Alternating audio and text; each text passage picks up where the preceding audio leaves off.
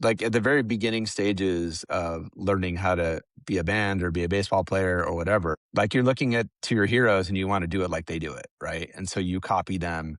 And that's there's nothing wrong with that. I think that's like, it's good to have your inspiration. It's good to try to emulate those that you respect, but at some point you need to find your own voice. You need to find what it is and what your identity is within that sport or within whatever you're doing, finding your own unique identity, because that's ultimately the gift you have to give. I'm definitely not the best drummer in the world, but I think I'm the best drummer for Jimmy Eat World in the world.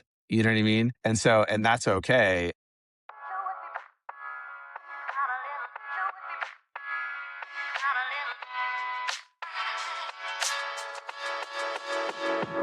Hi, and welcome to the Calm Waves podcast. I'm Dallas Cowan, and I am so excited for today's podcast. My 15-year-old self would be having a ball right now of who I get to talk with today. I'm able to talk with Zach Lind, the drummer of Jimmy Eat World.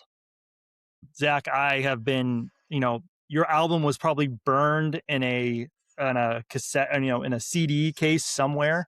But Bleed American is probably one of my top probably 5 albums of all time.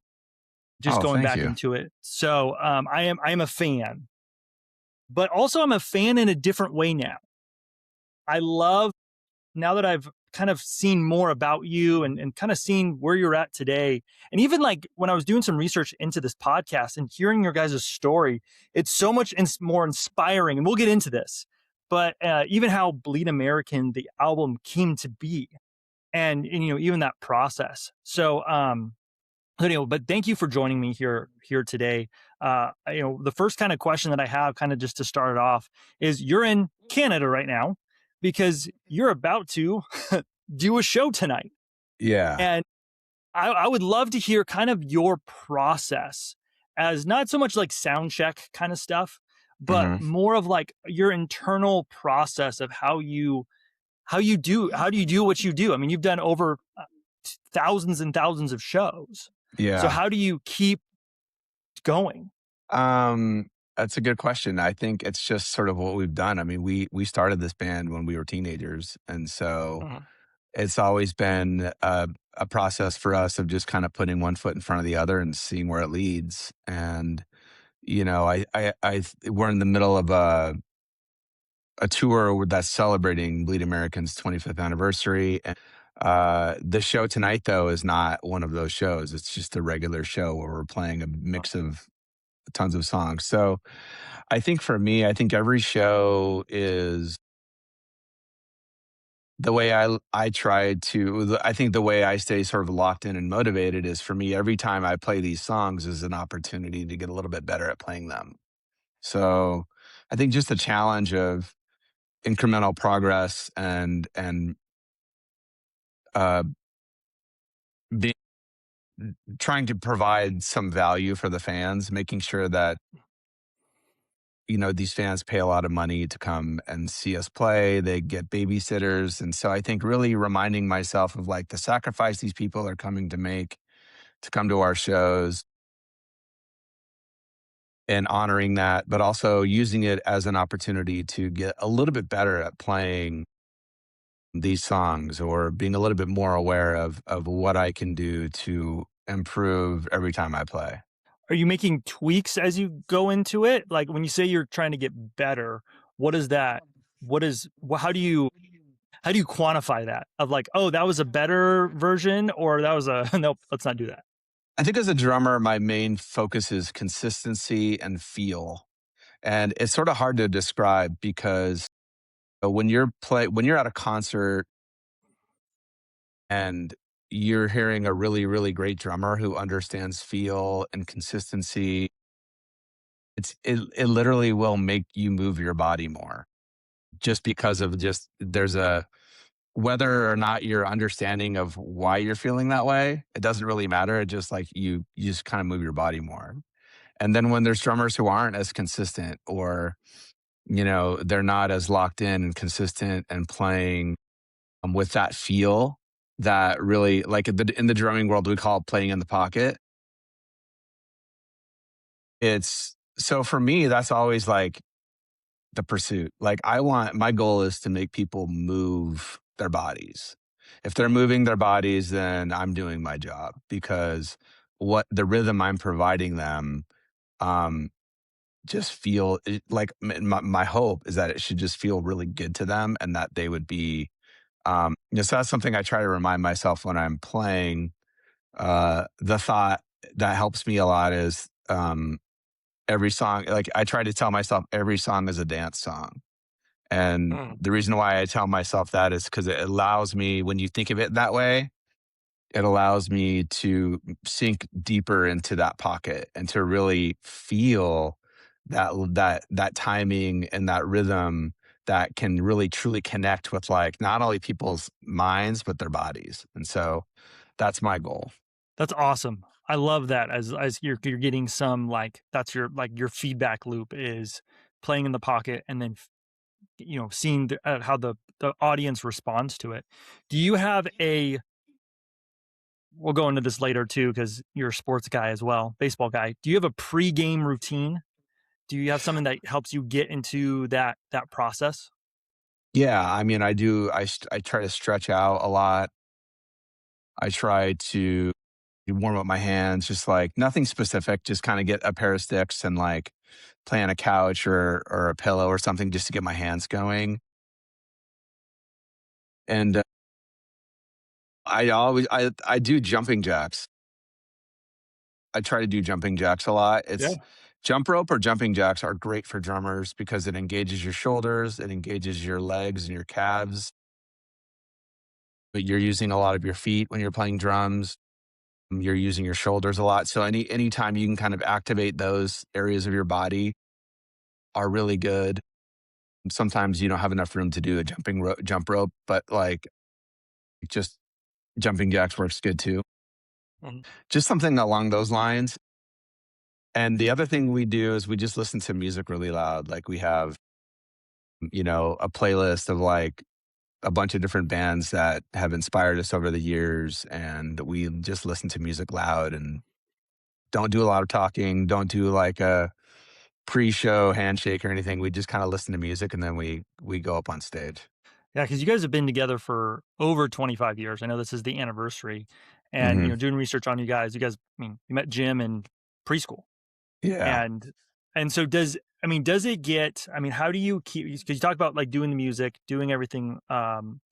Do you guys just know each other so well now that you're like, hey, this is just what we're gonna do. This is our routine, or has that routine changed over time for you guys as you've gotten older? I mean, you've had a lot of life happen now. It's pretty much the same. It's pretty much the same. I think, the one thing that I would say that we all individually we try to be in the dressing room like at least like 30, 45 minutes before the show just all to be together. And Jim has a process that he does our singer has a process that he does every night where he Mm, warms up his voice. So for the first like an hour before the show for like the first 30 minutes he's doing that. mm. And he didn't do that when we were younger, but he does that now, and it's like it's pretty amazing because he rarely misses a show because of his voice. And so a lot of that is because of that intentional work of like making sure his voice is physically ready to sing. And so that's really been the him doing vocal warm-ups was not something we did at the beginning, but it's something he does now. But that's really the only big change. Okay. As you're getting older, I mean, you guys, again, 25th anniversary tour. Not many people get to do this and get to tour like this for so long. Do you have? I know you talked about. I saw was on your Instagram, and I saw a couple things that you do. One is posture, is Mhm, to make sure posture in show, and I thought the other one that was interesting was you pick a object mhm. in the stadium. Can you talk a little bit more about that? Yeah, so I think there's times where, and even when like there's times where you might feel uncomfortable or you might be just not feeling like it's your best show. And it's really easy to like cave into that feeling sometimes. And Mm, so I think for me, uh, having that little visual cue, a reminder of something that like, okay, you have like a checklist, that kind of wakes you up out of that, feeling like things aren't going so well, and spinning out in your head about it. It's more important to like say, okay, let's go back to the fundamentals of Mhm. just body position. Like, where are my shoulders? Are my shoulders lurching forward, or are they like Mhm. back? And what I find is when you start focusing on improving your body position, um, and improving sort of your posture, how you're sitting on the throne. That's what they call drums. It shares his throne. So I'm not trying to like, but You're the main you know, guy. so for me, it's like it's really critical to like. I used to when I was younger, I would sit really low, and my butt would be like at the very back of the throne. Kind of like when like when you sink into a couch, it's like really, really low, Mhm. and then you try to sit up. It's really hard to Mhm. sit up because there's like your legs are kind of forcing you Mhm. back. Well, as I've gotten older and I deal with like lower back tightness and soreness, I sit up higher on my throne. My knee joints are need to be like below my hip joints. And Oh, so I'm sitting higher. And then I also want to sit on the front edge of my throne. So when I feel like I'm sitting right on the throne, I'm in a much more powerful position and I feel much more engaged. I feel more coordinated. I feel more clear headed. So just sometimes like a posture fix can change the mentality from like, oh, the show's not going great. I missed that thing, or I, whatever. It could be anything to, oh, now I'm thinking about things that aren't that. I'm thinking about kind of more foundational things to put myself in a position just to feel more relaxed. And when you get your body position when you get your body in a better position and you sort of remind yourself to relax, then I think you can start playing a little bit more with a more clear head and not be as affected by negative things that pop up. yeah, when you talk about, like we've talked to athletes about being, like, in peak performance, you got that kind of peak performance curve. The big thing is about, being present. How do you be present? How do you not go into, "Oh, shoot, this just happened," you know all those thoughts, negative thoughts that go into play, Yeah. whether you're like, "Oh, the coach is gonna cut me." Oh, all you I think this plays so much into, an athlete world, or even a person's life type of a thing, where if you can have these cues to, as you said, like, ground yourself. One of the things you talked about too, I think was cool, is talk about being grateful. It sounds like you understand the position you're in, where you get to tour and you get to do it with your friends and you get to do it, play these songs that people really enjoy. Where do you think that, have you always had that from, like, kind of that gratefulness kind of standpoint, or was that kind of developed? I think it's something as I've gotten older. I mean, it's funny because when we were thinking back about our time when Bleed American came out, and that's really the first time where we had any significant commercial success. So Bleed American kind of changed things for us. And it was an interesting time because we were really busy. As a band, all of a sudden we were in demand and we were doing interviews and doing TV performances and the shows were getting bigger.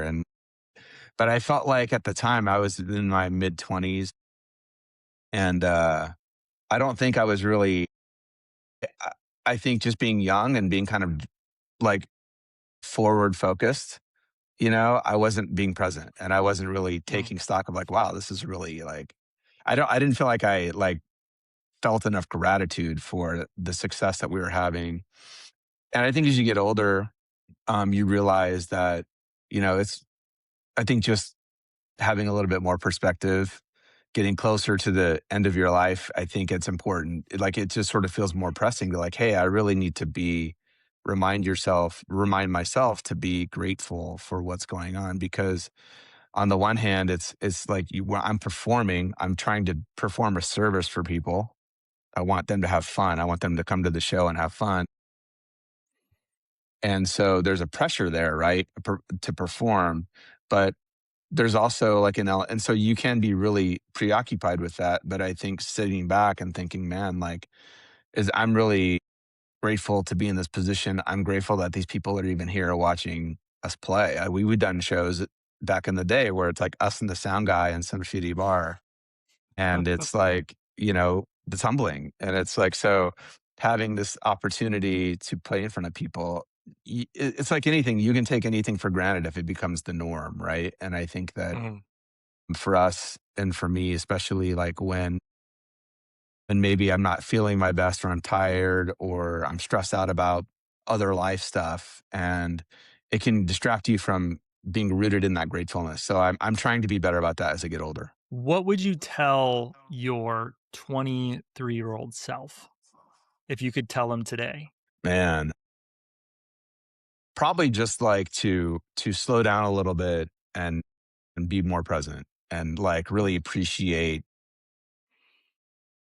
all of the circumstances that have to come together for a band to be successful. It's not easy being in a band. There's a lot of great bands out there that work their butts off and aren't as lucky. And so I think just slowing down a little bit and taking it in and being more grateful and present, I think would be cool, because there's so many things that like, I don't remember what happened, or I don't remember that. It's like, because I don't think I was really being intentional about that. So I'd probably say that, and I'd probably tell myself to raise my drum throne a lot earlier too, because that's what I would definitely tell myself that.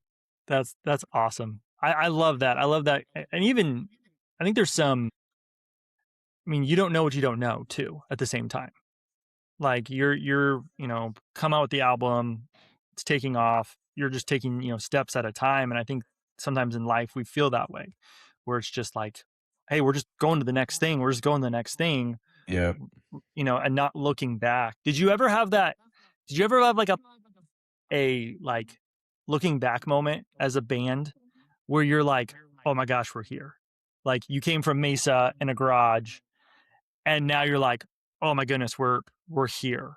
I think when we played Saturday Night Live was probably the moment where we were Okay. like, damn, like this is crazy. Like, we grew up watching this show and all the incredible bands and performances that have been on that show. It's not easy to get invited to perform on that. That's probably the top thing, for at least for in America. In America, if you're a band and you get asked to play SNL, that's like, I don't think there's anything bigger than that. Maybe winning a Grammy or something, I guess that would be cool, but, like, yeah, I think when that happened, it was like, "Oh, wow, like, this is crazy." But even then, I don't feel like that was just a blur, right? Like, I barely Mhm. remember any of that. So it's like, I wish I was just a little bit more like, "Hey, let's take it in." We're walking around the hallways of Saturday Night Live, and Cameron Diaz is next door in the host, green room, and, like, there's Will Ferrell, and, like, that cast was insane. Like, there were so many good people on that cast. So, like, I wish I would have just taken it a little bit more, but that was definitely one of those times. Yeah, that's a cool moment. I mean, just to be able to be honored in that way. Kind of shifting gears a little bit because you go into performance side of things, which is awesome. Like I think, being able to do that. Oh, by the way, how did you play at Saturday Night Live? If you were was that I a thought good I performance? thought we played pretty well under the circumstances. Okay. I know we were all freaking out, but I thought we did well. Okay. In that moment of like, oh, this is a big Yeah. deal. Yeah, it Okay. wasn't like no one messed up. There wasn't any like big thing. It was just sort of like, it's almost impossible to enjoy it because you're so freaked out, because it is legitimately like live. And there's so many people watching. So I think it was just, yeah, I think we did all right. Do you ever was that your most freaked out moment going into a show? Totally. Yeah. Okay. I could see that. I could see how, you get yeah, man, that would be all of those circumstances, live nationwide. You don't wanna be well, at that time, probably not the memes. Have you ever going to baseball terms, have you ever pitched a perfect game drumming? Mm. So what would that be? Like, 0 mistakes. 0 mistakes, you just walked off. I mean, I always remember there was a Sports Center commercial where they were going through it, and it's this old Sports Center commercial where they're talking about, oh, he's pitching a perfect game. Like he's doing his Oh, announcements. yeah, And at yeah, the yeah. very end, he like stutters. And they're like, Yeah. so for you, is there ever a show that you're like, I nailed that? I think so. I think there've been a handful of those. Okay. And it's a lot easier to play drums to songs you've been playing for decades than it is to pitch a perfect game, so the bar is much lower for me. But, yeah, there's been nights where I feel like I walked off stage, I couldn't point out, like, a single mistake and I felt like I played with a really good feel. Like, I could check all those boxes off. But of course, if I get the multi-track and listen to it, I'll probably be able to find a little mistake Okay. here and there. Like maybe I didn't hit the snare exactly in the right spot that I should have. Like that kind of stuff can come along.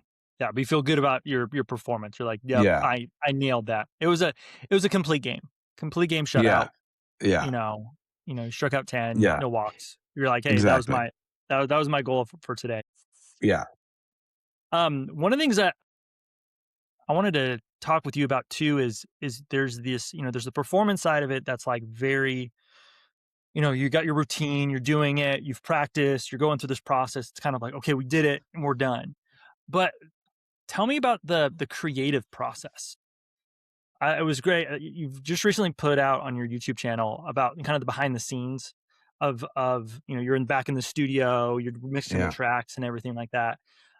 Tell me about that process because and I especially want to kind of hone in on this one because I think with anytime you go through like with cognitive or mental or all these different types of things, you're pushing through adversity a lot of times.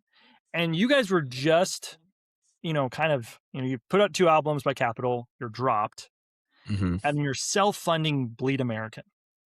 Right. That creative process, what was that like? It was. I mean, it was really for us. I felt like we were. I think it was fun. We really believed in the material. We Mm, thought the material was really strong, but it was also we were a little bit in limbo because like when you're a band and you don't have a label, we had just fired our manager that we had and our manager was he worked, I think he had good intentions, but he just wasn't the right match and I don't feel like he really got what we were trying to do. So we ended up firing him and so we had no manager, no label. It's a it's sort of and we're making an album. And so there's not from just a logistical point of view, on the one hand, we really believed in the material. We thought the songs were really strong, but we didn't really know like the future for how we were like how would we put out the album? And then when we put out the album, how would we sort of what would be the game plan? All of that was like up in the air. So it wasn't until we finished making the album and then we hired a manager and then that manager went and then we found a record label. But that was a really awesome process because we still had this like even though we were dropped and like on paper I think you'd look at it and say okay it's not going great for us, but on the other hand we were at a point in time where the people were coming to our shows. We started kind of seeing people coming out like and the previous album before Clarity or before Bleed American was called Clarity, and I think we were just using that album was just starting to kind of get the word out and people started showing up at shows, so we knew we had a little bit of momentum in that sense, but everything else was sort of up in the air. But it was a really good process. I think we felt like we were kind of getting away with something, like the idea that we were paying for it ourselves and we were doing it on our terms felt really sad. It was just really satisfying.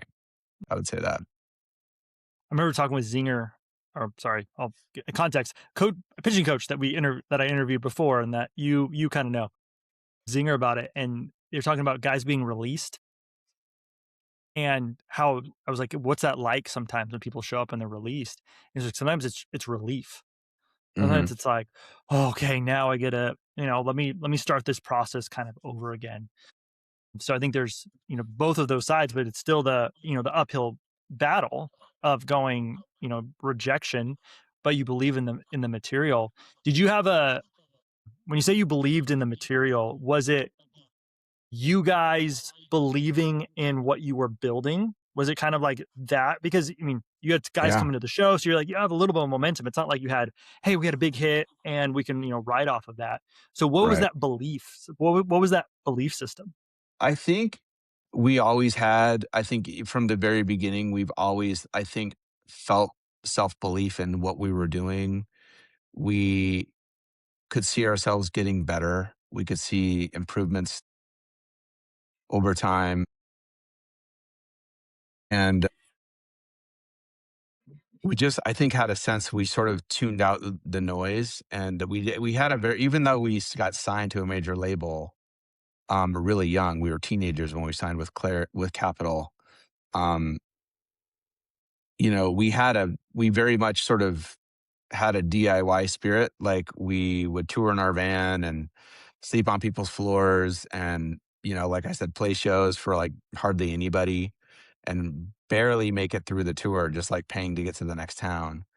And so I think going through that, like, and it requires like like a delusional self-belief almost. And Mm, getting through that time is not easy, but there's a lot of things where I felt like for some people it might discourage them into quitting or whatever, but we just kept going. I think we seeing people starting to come out to the shows and feeling good about the material. Both of those things that were gave us a little bit of hope, where it fueled us to move forward, and and we were just really lucky that Bleed American had the success that it did because, like, on paper, in the process of it, like, there's not a lot of instances where I think you can point to bands making self-funding their own album, and then that album going right on a major label with 0 changes, and then having the success it had. It's not a very common thing. So it was we were lucky and to have that success come when it did. when you talk about hope, so you brought up hope, going to the bar and being like, okay, this is my, there's two people here. Did you see that as like just a because I think you talked about process. Like, hey, you're Mhm. getting your reps in. I mean, Yeah. athlete standpoint, same thing. It's like, hey, I'm just getting my reps in. I'm doing this. Did you guys all believe that of like, hey, we'll get our time, like this is our rep, like, and yeah, I guess let's have me ask that. Yeah, I think there's definitely an element of, like, paying your dues, being humiliated and humbled and pushing through that is part of it, and I think you see other bands go through it, and it's like you're not experiencing something unique. It's like a lot of bands struggle with, like, they do shows and they feel like, okay, it's not an easy thing to do. And so I do think that at no point did we like sit down and question ourselves or wonder if we're doing it the right way. Um, at least at that and up until that point, we knew we had something worth continuing, and we never wavered from that. And I think that um, having that experience of going through that has made us more durable later on. Mhm. Like I think it's it's a lot of bands that start out. We were touring before cell phones, before like Google Maps, so we had paper atlas. So it was hard. It was not easy, but I think going through all that made us stronger now. That's awesome. I love that because I think it applies so much to, if you believe in something you're building, there are those times when you show up and you're like, wow, this did not work out. But if you're able to pivot and change and you feel that, I mean, so many stories of, hey, they had to go through this, but it's different feeling it too. Yeah, When you're like, oh, I'm the one in the room where there's nobody there. yeah. Well, it's a Like, lot harder. Like I think it's a lot harder now for kids mm, because like when I was young, I feel like every kid kind of had this at least for me, I felt like I had this self belief just ingrained in me because I was young and dumb, mm, right? You don't really know any better, so you just believe in yourself. Nowadays, I think it's a lot so much harder because there's so many ways to compare yourself to other kids. You know, Mhm. kids are on their phones and they're seeing like, "Oh, this guy got, you know, he got this ranking on Mhm. the whatever prep baseball list, Yep. and I'm not even on that list. So what am I even doing? Why am I, and so I feel like it's a lot harder now for kids to really kind of lean on that self-belief because they're constantly being reminded that there's other kids out there that are doing what you're doing and being acknowledged for being better than you. And we didn't have that. We just kept going and we were kind of like head in the sand. We're just going to put one foot in front of the other and see what happens. And I think it's much harder for kids to do that nowadays. How do you now that you know that, how do you talk to your son that way? Because he's in that world. I mean, we talked about your son's a Yeah. very good baseball player, plays at a good school, and I have that conversation with kids as well, where it's so much easier to scroll through and see everyone's highlight reel at Mhm. whatever thing, and, "Oh, I'm not as good as him." So how do you tell somebody to keep their world small in today's world? I think it's just about like being process driven. And I also encourage him like just don't follow those accounts. Just like don't let your Instagram algorithm be like just baseball comparison fuel, And so um because you know everyone's path and everyone's path forward and development is different. And different kids have different strengths and weaknesses. And, if Mike Trout can get cut from his high school baseball team, what does that say about where you are now? Right. Mhm. And so it's really being encouraging him to fall in love with the process and not be so tied up in comparison and results. That's a big conversation we have all the time. And, it's not an easy thing for kids to do. And it's not an easy thing for adults to do. It's really a difficult thing. But, one of the things you know, that I like to talk about in relationship to this is I think there's kind of two things happening. There's the yin and yang of I think you need to accept who you are fundamentally, like intrinsically, like you are you. There's Mhm. no other you in the planet than you. That is your value. Right? And then so that's like self-acceptance, and then there's also self-improvement, right? Mhm. So you even though you might if you're truly aware of your uniqueness and your value as who you are just by the virtue of your drawing breath and your blood is pumping, like that's your value. And but we also want to like improve. We want to move forward. We want to progress. We want to get better at what we're doing. And that's important too. Um, So I just like to stress that this drive to improve yourself is made so much more efficient and it's a much better process if you can always retain that sense of value intrinsically. Like our value does not come from like where we are in the rankings. Like our value is already our value is already like nailed to the wall and it can't come off. Like we are who we are because there's only one me, there's only one you, and that's our value. So I think it's easy to get distracted and have that drive to improve become our identity when it really isn't, you know? I tell my sons and my kids all the time, like, I'm living my dream job. Like, if you were to ask me when I was your age, "What is your dream job?" I'm living it, right?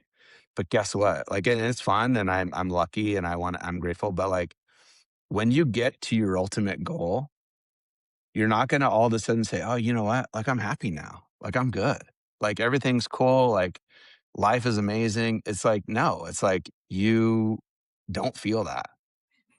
And if you don't have that sense of value that's intrinsic to who you are and doesn't come with you doing anything, it's just then I think uh, it's really easy to get overwhelmed and confused by all the noise out there that all the rankings and the comparisons and like seeing how other, seeing how other bands are more successful than my band and wondering why. It's like, well, we're not them, we're us. And so I think that's a really important thing that I like to stress.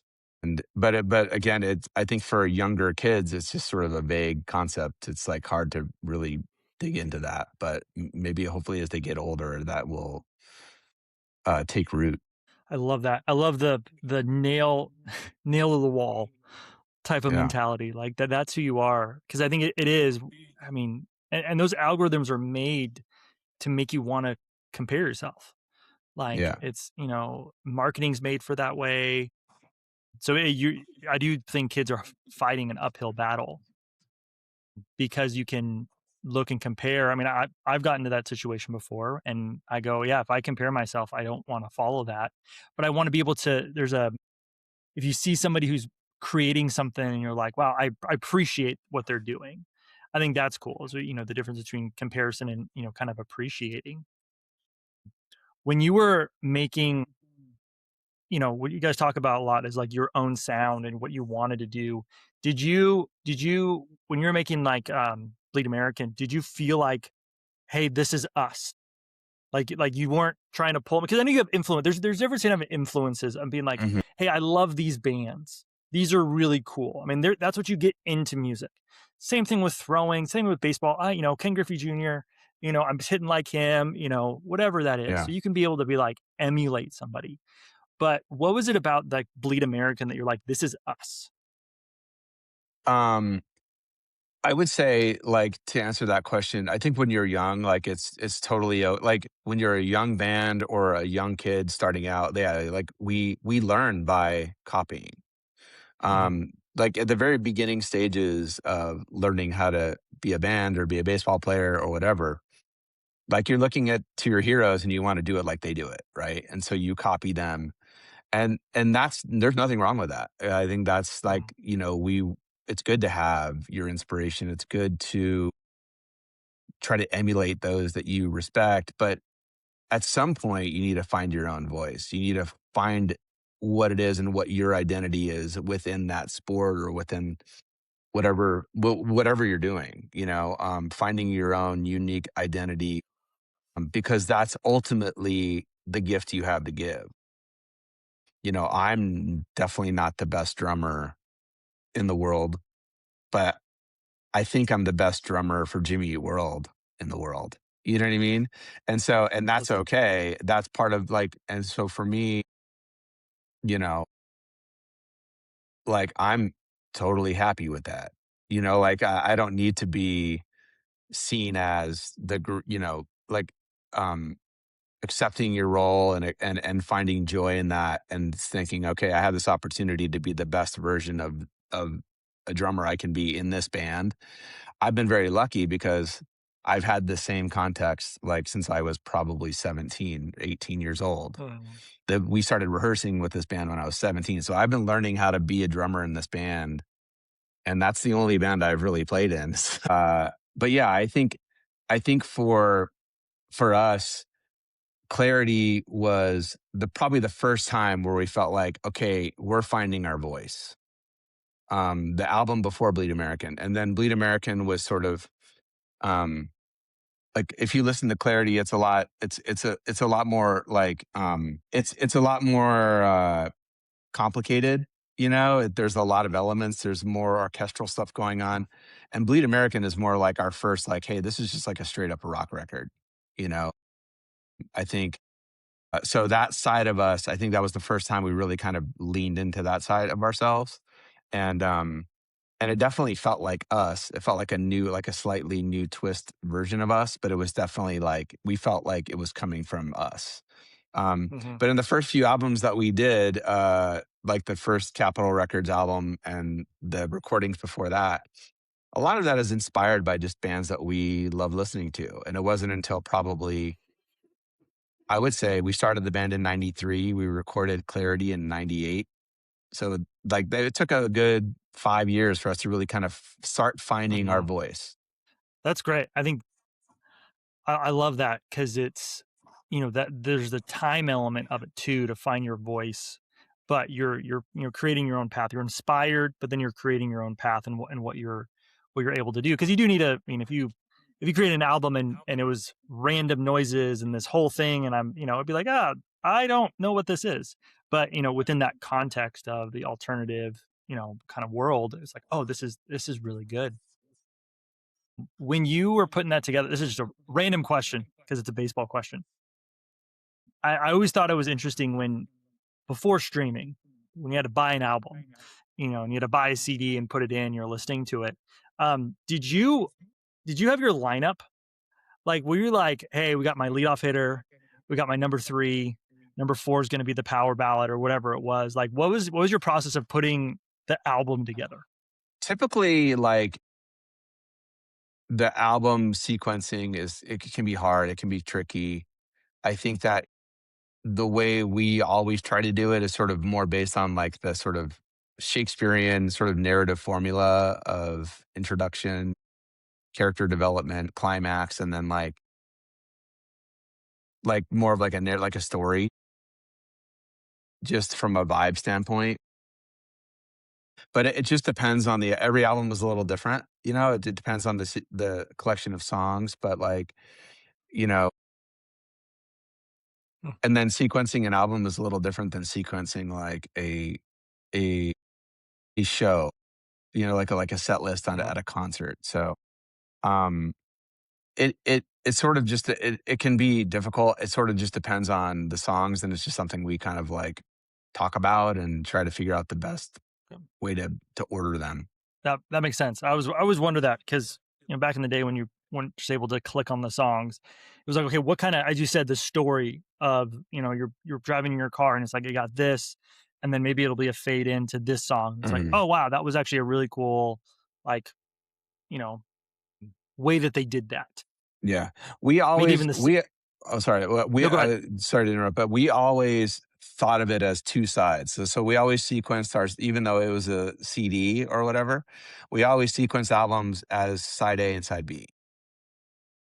So that was one thing that we would do. Like, maybe not every band would do that, but, like, even when we do these Bleed American shows, after "Hearing Me," which is the last song on the first side, Jim says, "Okay, it's time to flip over the record." And, Love because that. If You Don't," which just comes after "Hearing Me," is the first song on side B.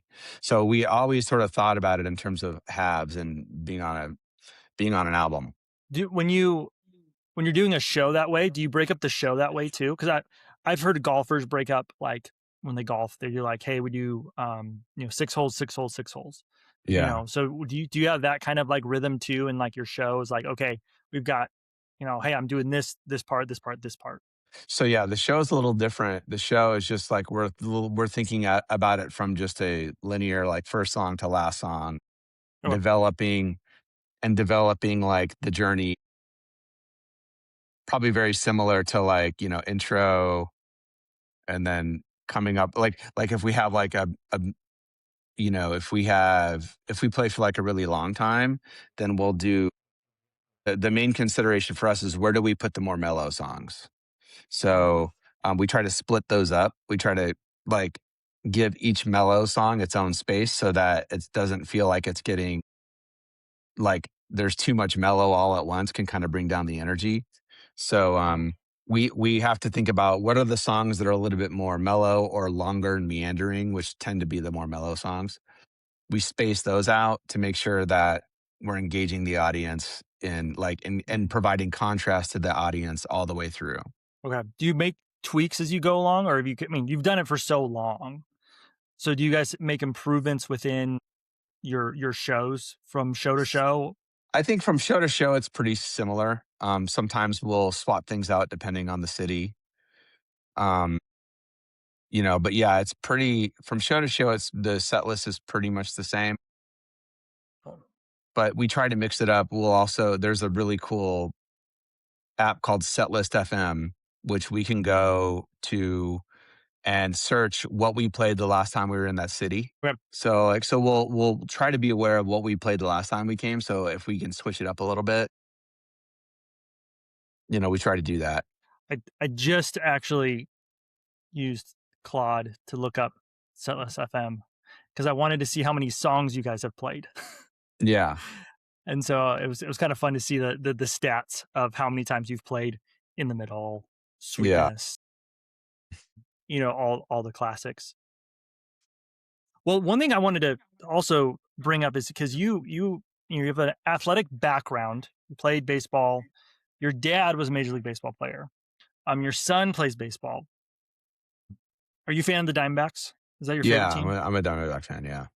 Okay, you're a Diamondbacks fan. Okay, and that happened later in life, 2020 or 2000, no, 1988. Yeah.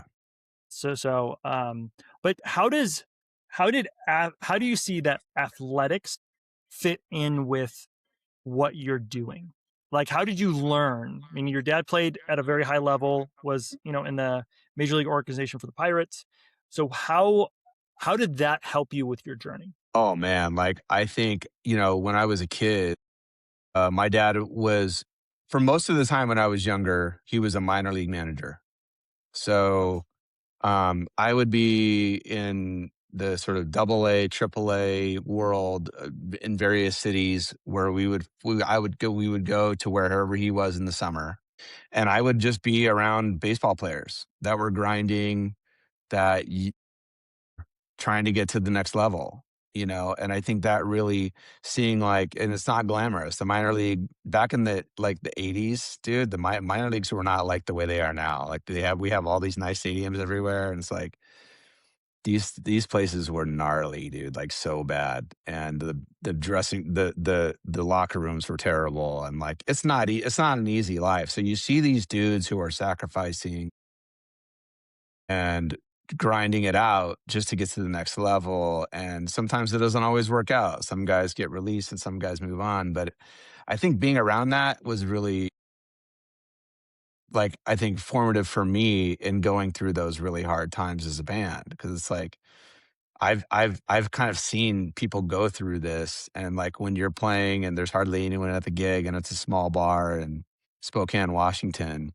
like that's our version of like single A, uh, and it I think being around that gave me perspective and a fuel to push forward. Did you ever have anyone boo you at a show? Yeah, we have actually. We opened up for Bad Religion one time, and their fans did not like us, and they were throwing shit at us. Sorry, I shouldn't cuss, but they were throwing No, you're stuff at fine. us, and then our uh, our bass player, his guitar string broke. We didn't have any backup basses, so we just left the stage. And the Bad Religion were really mad at us, but we don't care. Bad Did you Religion, open up again? well, no, but they're welcome to open up for us anytime. I'm sure you have some stories of bands that you're like, yeah, they weren't the best, backstage and you were on Warp Tour too recently Yeah. as well. So I mean, you've been all the different festivals and interact Mhm. with all the different types of people and grown old with them. Yeah, yeah. I mean, there's a lot of there's a lot of people that we run into all the time that were from way back in the day. That whether it's like tour, like musicians or crew people, like it's not too big of a world. Like you're constantly running into people from the past. That's awesome. Well, thank you so much for doing this. I really appreciate it. I think you've inspired me a lot. Even in my own world of building things. I mean, we're trying to build something as well. So I do feel like sometimes I'm in the world of like, oh yeah, we're in single A, double A, where Hmm. we're still trying to do this. And I think the perspective is really great, just to be able to understand where your feet are, understand like, hey, this is where we're at. We're still grinding. We're still doing this, and to see what happens too. Where you might be rejected or whatever that looks like, but if you believe in what we're doing or believe in, hey, I think this is good for the world, just to keep going. Yeah, and that's, I mean, the reason why I wanted to do this was I think you guys are talking about important stuff, and I think that there's a lot of people out there, whether they're trying to improve themselves and getting caught up in that process, which is admirable because we want to move forward and we want to improve ourselves. But I think it's a really difficult, like you said, it's like everyone comes from different backgrounds, everyone has different things that they need to contend with. And I see it all the time just in like how hard it is to be a young kid, um and embracing the grind, and but staying mentally tough and retaining that sense of self-belief. It's such a tricky thing. And it's like it's not just for tricky for kids, it's tricky for adults. And I think that what you guys are talking about, and Mm. the questions you're asking are important. And I think it's I wish you guys the best of luck. Thank you so much. I really do appreciate that. I think our big thing, what I've seen is I just want to help people. And I think I've just seen so much hope given to somebody through when you're able to heal the body too. I mean, you've probably, being a drummer and what you've gone through, your cognitive side of things is probably pretty, you've had a lot of wear and tear, is what Yeah. I would say. Same thing for a Major League Baseball player. I feel the same way for them because their sleep schedule's so weird. Hmm. They're playing night games. NFL guys, they're bashing their head in. So a lot of the stuff, even some of the mental side that they're feeling, is because it's been done to them. Yeah. It's a received type of trauma. We work with girls in the foster care system, and we still work in the foster care system too. And a lot of those kids, they'll have these things that they do, that they get angry, they're this, but it's because something's been done to them, and their brain is trying to figure out the world. So I just have a lot of empathy for those types of people, and the technologies that my dad's used and we're able to build for people really do help. And it's regulating the body, and so that's why when you're talking about jumping jacks before, that's actually bilateral stimulation for your brain too. So it helps actually calm down the brain. So when people talk about like horse therapy, so going on a horse and then doing your therapy on a horse, and it's, wow, that's really Hmm. good. It's because it's bilateral stimulation. It's because your brain's bouncing back and forth and able to process things and be more regulated through it. So they're doing the jumping jacks or the jump roping. That's you're warming up your brain too, Yeah, for sure. I and so I that's what. think that Well, yeah, I think nope. that like there's so much I think there's just so much tension in our lives that we don't even aren't even aware of it. Like I know that there's times where I'm doing something where it's like I'm clenching my jaw, and Hmm. and then just remember, just it's sometimes just hard to remember to relax. And I think that uh you know the yeah, equine therapy, it makes sense. It's almost like EMDR, right? It's like That's what EMDR is jiggling the brain. So when you do yeah. EMDR and your eyes go back and forth like this, Hmm. your ocular nerves are connected to your amygdala, and Hmm. it's jiggling the brain. So you're moving that memory from short term to long term. That's Yeah. the whole goal of, even from like a PTSD standpoint, you're trying to move that memory from short term to long term. Yeah. And so that's what EMDR. So yeah, jiggling the brain is great. That's great. That's awesome. Yeah, that's really interesting. That's really interesting. Yeah, like I've had we went to this one place and they gave us these like buzzers where Hmm. you hold the buzzers in each hand Yep. and they buzz back and forth, and it's basically like EMDR, but it like Yeah. I've tried it before, and it's like it legitimately does like kind of zen you out. It's like it calms you down a little bit. Yeah. That's why we like the CES unit. This thing it's a we call it the Calm Box, but Oh, that's right. it's CES unit. You put it on your ears, and it sends an electrical pulse through your amygdala, and immediately takes you from fight and flight into a regulated space. But this is what we love That's to awesome. use, and even and we use it for athletes. It's like pregame, throw it on, Hmm. turn it on, just make it nice and easy, and then it helps you just be more present. All of the Hmm. different tabs, but it's also great for sleep too. And those are the types of technologies that we're trying to like push into the world because we see it helpful in just across the board. People having sleep issues and all those different types of things. So It's new, it's different. I mean, it's kind of like creating a new band, going, "Hey, we Hmm. wanna bring this to the world. How do we communicate this? Yeah. How do we do this in the best way?"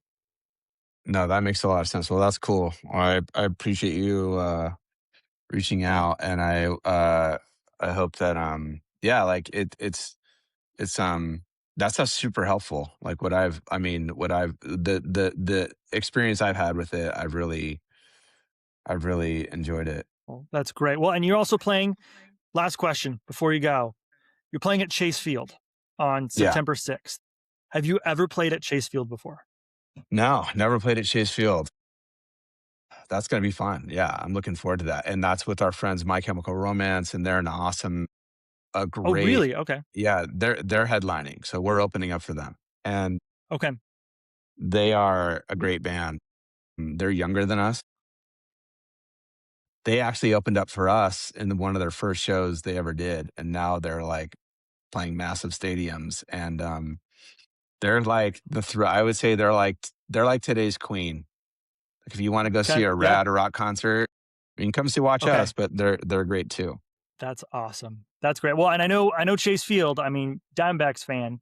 So, I Yeah, mean, I can't wait. you get to play it just like, and I know you've played a lot of probably stadiums, but it's home turf, it's home team. Yeah. Yeah, it's gonna be special. I'm looking forward to it. That's gonna be a true coming together of worlds, like the band world and the music world into the baseball world, so it'll be fun. And my dad will be Um, there, and my sons will our family will be there, so it'll be cool. that's awesome. Well, good for you. Well, Zach, again, thank you for your time. Thank you for doing this.